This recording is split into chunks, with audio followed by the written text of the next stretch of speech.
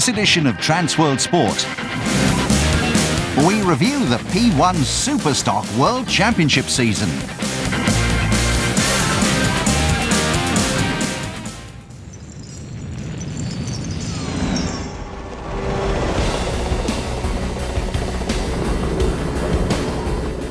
Since its inception 10 years ago, the Powerboat P1 SuperStock series has developed into one of the most eagerly awaited series of races in the sports calendar. Formerly the Honda Formula 4-stroke series, it's the largest one-design powerboat racing series in the world. Are you right?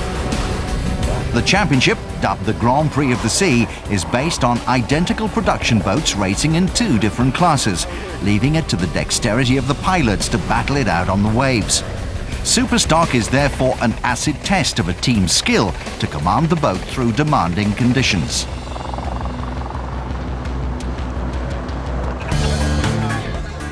Based around the shores of the UK and Ireland, this year's series took in 5 venues, each with between 1 and 6 races held over 1 or 2 days of racing. And Transworld Sport brings you the best of the season.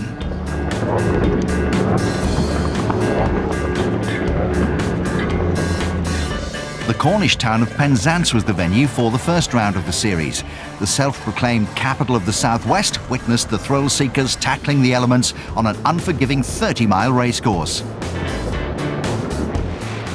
Consisting of 2 race classes, 150 and 300 horsepower, the 12 identical powerboats measuring 21 and 27 feet respectively entertained motorsport fans along one of Britain's most spectacular coastlines.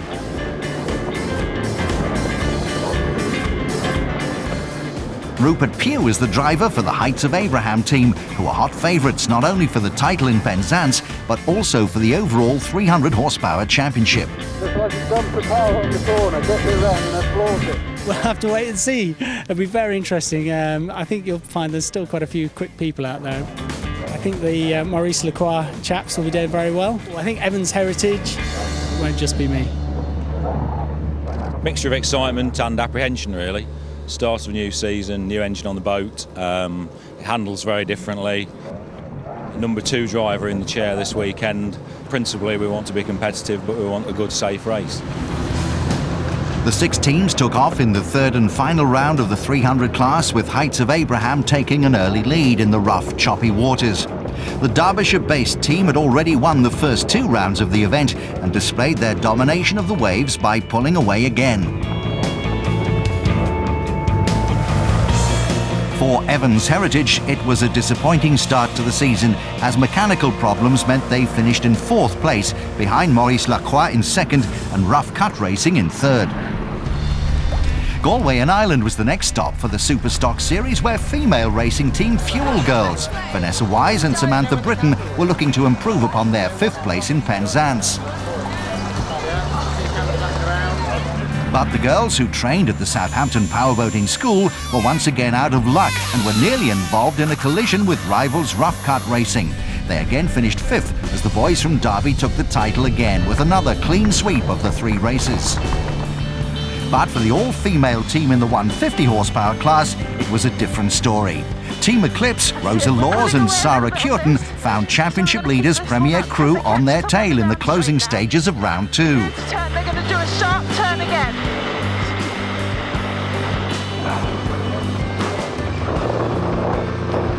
Sharp, sharp, sharp, sharp as you can. Just dump it in, hold on tight, go, go, good girl, good girl. Left, left, left, they're right on the chance. Keep left, left, left.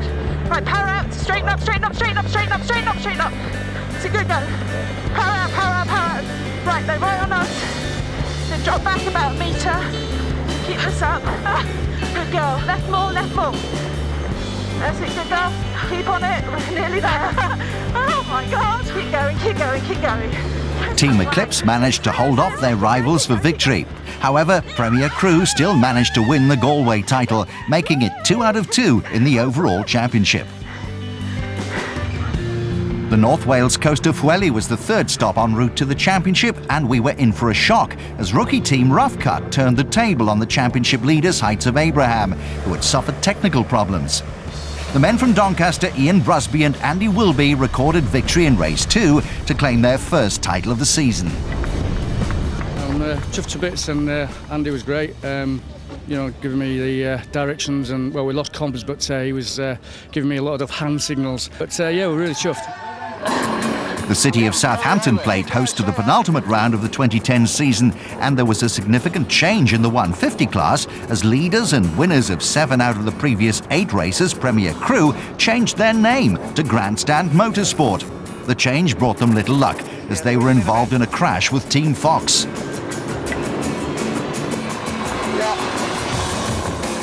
Team Fox went on to record their maiden victory of the competition to move within 26 points of Grandstand Motorsport in the overall title race. It was just one of those things. We got set up for the inside turn on the Mark 10, and just as we came into the corner, we'd got an overlap, which was nice, but unfortunately Martin and Team Fox, they hooked it straight across in front of us, so I had to turn out of it, and of course by then all the boats are so even, we were at the back and then playing catch-up. In the 300 class, leaders Heights of Abraham continued to dominate, winning both races and opening up a 36-point lead going into the final event in Lymington. On the banks of the Solent, Lymington hosted just one race, combining both the 150 and 300 classes in a single big finale. The more powerful 300 soon pulled away from the smaller boats, with double six making the early running. But soon the competition's standout team Heights of Abraham moved ahead with Rough Cut Racing in hot pursuit. Meanwhile, in the battle for the 150 class title, Aztec Racing pushed hard for the race lead, but collided with Grandstand Motors. Although the crash ended the race for John Wilson and Neil Scarborough, they went on to take the overall 150 horsepower title. In the 300 class, Heights of Abraham held on to win ahead of Rough Cut. However, the second place team took the Lymington title after the duo from Derbyshire incurred a penalty, but it didn't stop them claiming the overall title. It's been a really challenging year, really, I think, with the new engines and several different race formats, but it's been a lot of fun, and the hard work in preparing the boat has paid off.